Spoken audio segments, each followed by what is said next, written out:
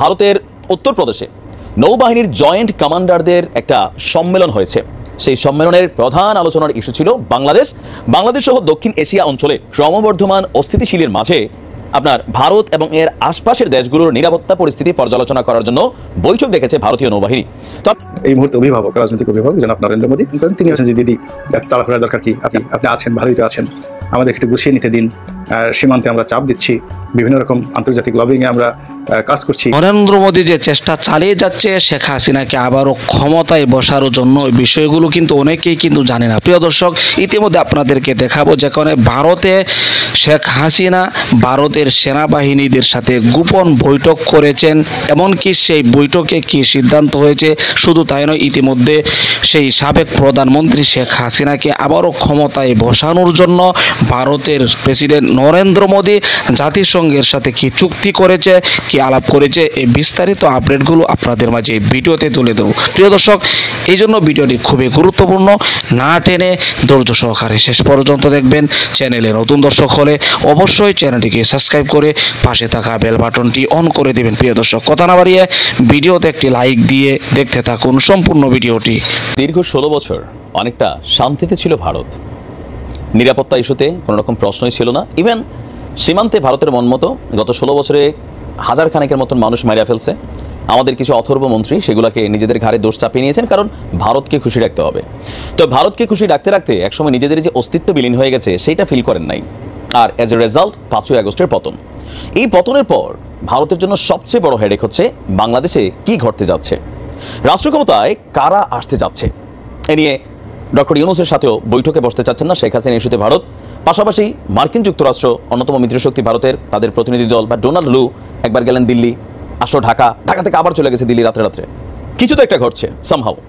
এখন ভারতের এই মুহূর্তে গতকালকে আপনার ভারতীয় সংবাদ মাধ্যম এনডিটিভি তাদের এক প্রতিবেদনে তারা যে তথ্য দিয়েছে যে এই মুহূর্তে রাইট নাও, আমি যখন নিউজটা করছি তার কয়েক ঘন্টা আগেই ভারতের উত্তরপ্রদেশে নৌবাহিনীর জয়েন্ট কমান্ডারদের একটা সম্মেলন হয়েছে।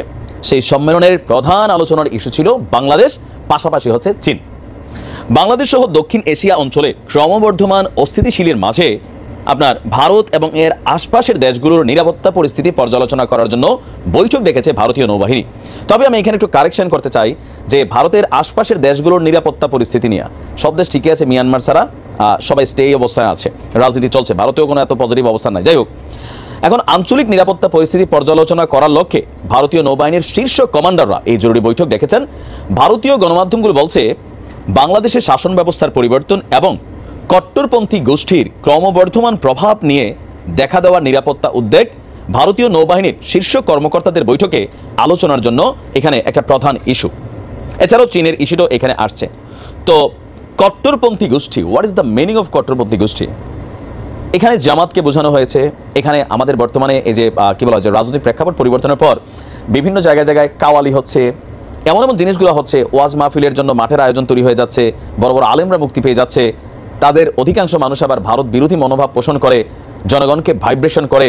তো এগুলা এরা কট্টরপন্থী ভাবতেছে। তো আমরা যদি এগুলোর জন্য কট্টরপন্থী হই, তাহলে ভারতের বিজেপি যে রাজনীতিটা করে, তাদের মন্ত্রীরা যে বক্তব্য দেয়, মানে তাদের দেশে থাকা সনাতন ধর্মাবলম্বীদের যেইভাবে তারা ব্লাডের মধ্যে একটা ভাইব্রেশন ক্রিয়েট করে, তাহলে সেইটা আমরা কি বলবো? এই মুহূর্তে অভিভাবক, রাজনৈতিক অভিভাবক জনাব নরেন্দ্র মোদী, তিনি তাকে মূলত বড় বোন হিসেবেই সম্বোধন করেন, দিদি করে তাকে সম্বোধন করেন। তিনি হয়তো বলছেন যে দিদি তাড়াহুড়ার দরকার কি, আপনি আছেন, ভালোই তো আছেন, আমাদের একটু গুছিয়ে নিতে দিন। সীমান্তে আমরা চাপ দিচ্ছি, বিভিন্ন রকম আন্তর্জাতিক লবিংয়ে আমরা কাজ করছি। আপনার বাবাও তো 9 মাস পাকিস্তানের কারাগারে ছিল, আপনি 9 মাস নয় থাকেন না, 9 মাস তো কোনো সমস্যা না। আপনার মাশাআল্লাহ শরীরও ভালো আছে, নিরোগ দেহ, আপনার তো কোনো সমস্যা হচ্ছে না। কাজেই অপেক্ষা করেন, দেখি আমরা কি করতে পারি। সেই রীতিমতো চ্যালেঞ্জ জানিয়ে 111-এর সময় ইংল্যান্ড থেকে ঢাকাতে এসেছিলেন এবং তিনি গ্রেপ্তার বরণ করেছেন, কিন্তু কোনো অবস্থাতেই দেশ ছেড়ে যে তিনি বাইরে গিয়েছিলেন সেই বাইরে তিনি থাকেননি।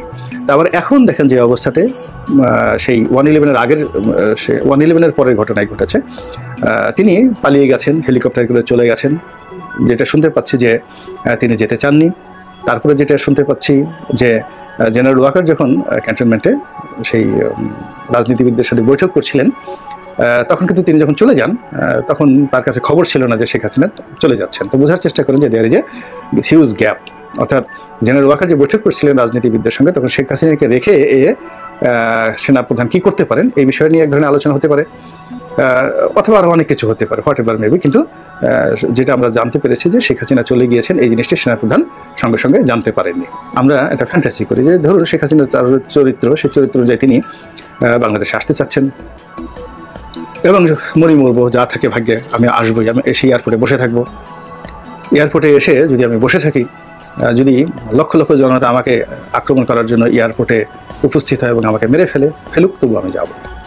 অথবা তিনি উল্টো চিন্তাও করতে পারেন যে ঠিক আছে, আমি এয়ারপোর্টে যাব, যখন আমি এয়ারপোর্টে যাবো আওয়ামী লীগেরও তো লক্ষ লক্ষ নেতাকর্মী আছে, তারা যদি বের হয়ে আসে এবং আওয়ামী লীগের নেতাকর্মী যদি রাস্তায় বের হয়ে আসে, তাহলে এই এক মাসে দেখা যাচ্ছে যে পরিবেশ এবং পরিস্থিতির সৃষ্টি হয়েছে, সেক্ষেত্রে তাকে আইনি প্রোটেকশন দেওয়া, নিরাপত্তা দেওয়া, এটি রাষ্ট্রীয় বাহিনীগুলোর জন্য, রাষ্ট্রের অস্তিত্বের জন্য, এমনকি ডক্টর ইউনূসের জন্য গুরুত্বপূর্ণ হয়ে পড়বে। এবং তিনি কোনো মতে যদি এয়ারপোর্ট থেকে বের হয়ে জেলখানাতেও যান, সরকারের জিম্মাতে যান, তাহলেও তার রাজনীতি এবং তার দলের রাজনীতি এটি এস্টাবলিশড হয়ে যাবে। এবং এটি এই মুহূর্তে যে ব্যাক ফুটেজ আছে বা তাকে যে ধরনের গালাগাল দেওয়া হচ্ছে যে তিনি মহিলা, বাংলাদেশ থেকে পালিয়ে গেছেন, সেই জিনিসগুলো মুহূর্তের মধ্যে রিভার্স হয়ে যাবে। কাজে এইগুলো চিন্তা ভাবনা করে তিনি পাগলামো করছেন যে তিনি বাংলাদেশে আসবেন। আর তার যে এই মুহূর্তে অভিভাবক, রাজনৈতিক অভিভাবক জনাব নরেন্দ্র মোদী, তিনি তাকে মূলত বড় বোন হিসেবেই সম্বোধন করেন, দিদি দিদি করে তাকে সম্বোধন করেন। তিনি হয়তো বলছেন যে দিদি, তাড়াহুড়ার দরকার কি, আপনি আছেন, ভালোই তো আছেন। প্রিয় দর্শক, আশা করি সম্পূর্ণ ভিডিওটি দেখলেন। ভিডিও দেখে বসে বুঝতে পেরেছেন এই 16-17 বছর কিন্তু ভারত স্বাধীনভাবে ছিল, এমনকি তারা কিন্তু শান্তিতেই ছিল। কারণ বাংলাদেশের প্রেসিডেন্ট যতদিন পর্যন্ত শেখ হাসিনা থাকবে, ততদিন পর্যন্ত ভারত সুবিধা ভোগ করবে, বাংলাদেশকে পরাধীন করে রাখবে। এটাই শেখ হাসিনা এমনকি মোদির তাদের ব্যক্তিগত চরিত্র। প্রিয় দর্শক, আপনারা সকলে জানেন এই ভারত এমনকি বাংলাদেশের সীমান্ত এই গত 15-16 বছরে কমপক্ষে 1000 মানুষ মেরেছে তারা গুলি করে। বিএসএফের গুলিতে বাংলাদেশের কমপক্ষে হলেও 1000 মানুষ মেরেছে, কিন্তু কিছুই বলেনি বাংলাদেশ সরকার। এমনও হয়েছে যে বাংলাদেশের কোনো মানুষকে তারা গুলি করে তার কাটার বেড়ায় ঝুলিয়ে রেখেছে, এরপরে কোনো বিচার হয়নি।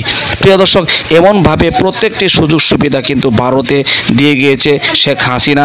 আর যেহেতু অন্তর্বর্তীকালীন সরকার এসেছে, এই অন্তর্বর্তীকালীন সরকারের সাথে তাল মিলিয়ে চলার মতো যোগ্যতা ভারতের কোনোভাবেই হয়নি।